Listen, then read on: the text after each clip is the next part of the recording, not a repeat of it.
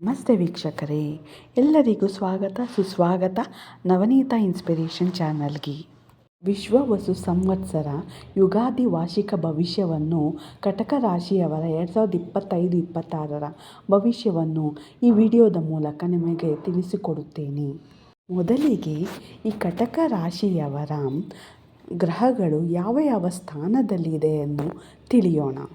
ಕಟಕ ರಾಶಿಯವರಿಗೆ ಶನಿಯು ನಿಮ್ಮ 8ನೇ ಮನೆಯಲ್ಲಿದ್ದಾನೆ, ಗುರುವು 11ನೇ ಮನೆಯಲ್ಲಿದ್ದಾನೆ, ರಾಹುವು 9ನೇ ಮನೆಯಲ್ಲಿದ್ದಾನೆ ಹಾಗೂ ಕೇತು 3ನೇ ಮನೆಯಲ್ಲಿದ್ದಾನೆ. ಮೊದಲ ರಾಶಿ ಶನಿಗ್ರಹ.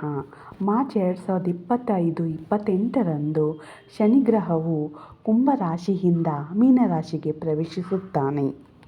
ಈ ಪ್ರವೇಶದಿಂದ ನಿಮಗೆ ಅಷ್ಟಮ ಶನಿಯಿಂದ ಮುಕ್ತಾಯಗೊಳ್ಳಲಿದೆ. ಕಳೆದ 2.5 ವರ್ಷ ನಿಮಗೆ ಅಷ್ಟಮ ಶನಿಯಿಂದ ಯಾವ ಕಷ್ಟಗಳಿದ್ದವೋ ಅವು ಎಲ್ಲವೂ ನಿವಾರಣೆಯಾಗುತ್ತದೆ ಈ ಮಾರ್ಚ್ 28ರ ಬಳಿಕ. ಯಾಕೆಂದರೆ ಅಷ್ಟಮದಿಂದ 9ನೇ ಮನೆಗೆ ಚಲಿಸುತ್ತಾನೆ ಶನಿಗ್ರಹವು.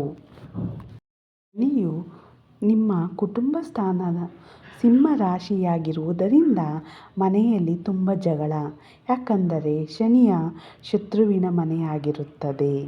ಶನಿಯು ನಿಮ್ಮ 9ನೇ ಮನೆಗೆ ಗ್ರಹವು ನಿಮ್ಮ ಲಾಭಸ್ಥಾನವನ್ನು ನೋಡುತ್ತಾನೆ. ವ್ಯಾಪಾರ ಮಾಡುವವರಿಗೆ ತುಂಬ ಲಾಭ ಇರುತ್ತದೆ ಮಾರ್ಚ್ನ ನಂತರ. ಸರಿಯಾದ health problems, family problems, finance problems ಎಲ್ಲ ನಿವಾರಣೆಯಾಗುತ್ತದೆ. ಯಾಕೆಂದರೆ ಶನಿಗ್ರಹವು ನಿಮ್ಮ ಧರ್ಮಸ್ಥಾನದಲ್ಲಿ ಚಲಿಸುವುದರಿಂದ. ಶನಿಯು ನಿಮ್ಮ ಧರ್ಮಸ್ಥಾನದಲ್ಲಿ ಇರುವುದರಿಂದ ನಿಮ್ಮ ಕೈಯಲ್ಲಿ ಎಲ್ಲ ಧರ್ಮದ ಕೆಲಸಗಳನ್ನು ಮಾಡಿಸುತ್ತಾನೆ. ಶನಿಯು ದೃಷ್ಟಿ ತೃತೀಯ ಭಾವವನ್ನು ಯಾವಾಗ ನೋಡುತ್ತಾನೋ ಎಲ್ಲ ಬಂಧುಗಳು, ಸ್ನೇಹಿತರು ನಿಮಗೆ ಸಹಾಯ ಮಾಡುತ್ತಾರೆ. ಆದರೆ ಶನಿಯು ಪಿತೃಸ್ಥಾನದಲ್ಲಿ ಇರುವುದರಿಂದ ಆರೋಗ್ಯದಲ್ಲಿ ಸಮಸ್ಯೆ ಉಂಟು ಮಾಡುತ್ತದೆ. ಎರಡನೆಯ ರಾಶಿ ಪರಿವರ್ತನೆ. ಗುರು ಮೇ 15 ನಿಮ್ಮ ಲಾಭಸ್ಥಾನದಿಂದ ನಷ್ಟಸ್ಥಾನಕ್ಕೆ ಚಲಿಸುತ್ತಾನೆ.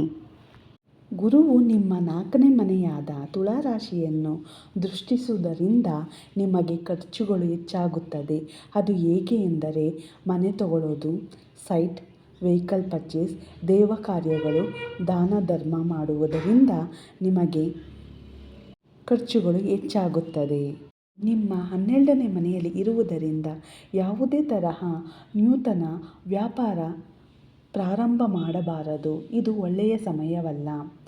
ಯಾಕಂದರೆ ಗುರುವು ನಿಮ್ಮ ವ್ಯಯಸ್ಥಾನದಲ್ಲಿ ಇದ್ದಾನೆ, ಅಂದರೆ ನಷ್ಟಸ್ಥಾನ. ರಾಹು ಕೇತು ಈ ವರ್ಷ ಸ್ವಲ್ಪ ಶುಭ ಫಲವನ್ನು ಕೊಡುತ್ತಾನೆ. ಏಕೆಂದರೆ ಮೇ 18ಕ್ಕೆ ರಾಹು ನಿಮ್ಮ ಅಷ್ಟಮಕ್ಕೆ ಹಾಗೂ ಕೇತು ನಿಮ್ಮ ಕುಟುಂಬ ಸ್ಥಾನಕ್ಕೆ ಚಲಿಸುತ್ತಾರೆ. ರಾಹು ನಿಮ್ಮ ಅಷ್ಟಮದಲ್ಲಿ ಇರುವುದರಿಂದ ಸಡನ್ ಬದಲಾವಣೆಗಳು ಉಂಟಾಗುತ್ತದೆ. ಆರೋಗ್ಯದಲ್ಲಿ problem, family problems, financial problem. ಯಾವುದೇ ತರಹ ಫಂಡಿಂಗನ್ನು ಮಾಡಬೇಡಿ, ಆಗಬೇಡಿ ಯಾರಿಗೂ, ರಾಹುವಿನ ಅಷ್ಟಮ ಸ್ಥಾನದಲ್ಲಿ ಇರುವುದರಿಂದ. 2025 ಮೇ ನಂತರ ಇವರಿಗೆ ಗುರುಬಲ ಇರುವುದಿಲ್ಲ.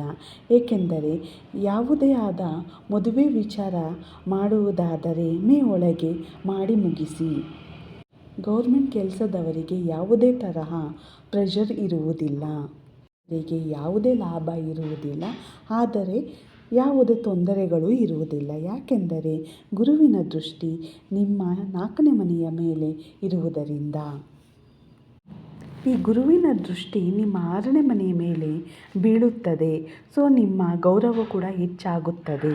ಆದರೆ ಪ್ರಾಬ್ಲಮ್ಸ್ ಕೂಡ ಹೆಚ್ಚಾಗುತ್ತದೆ. ಗುರು, ರಾಹು, ಕೇತು ಅಶುಭ ಫಲವನ್ನು ನೀಡುತ್ತಾರೆ. ಗುರುವಿನ ಪರಿಹಾರ ಯಾವುದೆಂದರೆ ಪ್ರತಿ ಗುರುವಾರ ಯಾವುದಾದರೂ ದೇವಸ್ಥಾನಕ್ಕೆ ಕಡಲೆಬೇಳೆಯನ್ನು ದಾನ ಮಾಡಿ. ಪ್ರತಿ ಶನಿವಾರ ಉದ್ದಿನ ಬೇಳೆ ಹಾಗೂ ಹುಳ್ಳಿಕಾಳನ್ನು ದಾನ ಮಾಡಿ. ರಾಹು ಕೇತುವಿನ ಅಶುಭ ಫಲವನ್ನು ನಿವಾರಿಸಲು. ನಿಮಗೆ ಶನಿಗ್ರಹವು ಅಷ್ಟಮದಿಂದ ಮುಕ್ತಿ ಮಾಡಿ ಹಾಗೂ ನಿಮಗೆ ಎಲ್ಲ ಶುಭ ಫಲವನ್ನು ನೀಡುತ್ತಾನೆ. ಗುರುವಿನ ಇಂದ ಮಿಶ್ರಣ ಫಲವಿರುತ್ತದೆ. ರಾಹು ಹಾಗೂ ಕೇತು ಇವರು ಅಶುಭ ಫಲವನ್ನು ನೀಡುತ್ತಾರೆ. ಕಟಕ ರಾಶಿಯವರ ಗ್ರಹಗಳ ಸ್ಥಾನವನ್ನು ತಿಳಿಸುತ್ತೇನೆ. ಶನಿಯು ನಿಮ್ಮ 8ನೇ ಮನೆಯಿಂದ 9ನೇ ಮನೆಗೆ ಚಲಿಸುತ್ತಾನೆ. ರಾಹುವು 8ನೇ ಮನೆಗೆ ಚಲಿಸುತ್ತಾನೆ. ಕೇತುವು 2ನೇ ಮನೆಗೆ ಚಲಿಸುತ್ತಾನೆ. ಗುರುವು ನಿಮ್ಮ 12ನೇ ಮನೆಗೆ ಚಲಿಸುತ್ತಾನೆ. ನಿಮ್ಮ 9ನೇ ಮನೆಯಲ್ಲಿ ಇರುವುದರಿಂದ ನಿಮ್ಮ ಕೈಯಲ್ಲಿ ಎಲ್ಲ ಧರ್ಮದ ಕೆಲಸವನ್ನು ಮಾಡಿಸುತ್ತಾನೆ. ಎಲ್ಲರಿಗೂ ಶುಭವಾಗಲಿ ಎಂದು ಈ ವಿಡಿಯೋವನ್ನು ಇಲ್ಲಿಗೆ ಮುಗಿಸುತ್ತೇನೆ. ಈ ವಿಡಿಯೋವನ್ನು ಸಾಕಷ್ಟು ನಿಮ್ಮ ಬಂಧು ಮಿತ್ರರೊಂದಿಗೆ ಲೈಕ್, ಶೇರ್ ಆ್ಯಂಡ್ ಸಬ್ಸ್ಕ್ರೈಬ್ ಮಾಡಿ. ಧನ್ಯವಾದಗಳು ನನ್ನ ಪ್ರೇಕ್ಷಕ ಬಂಧು ಮಿತ್ರರೇ.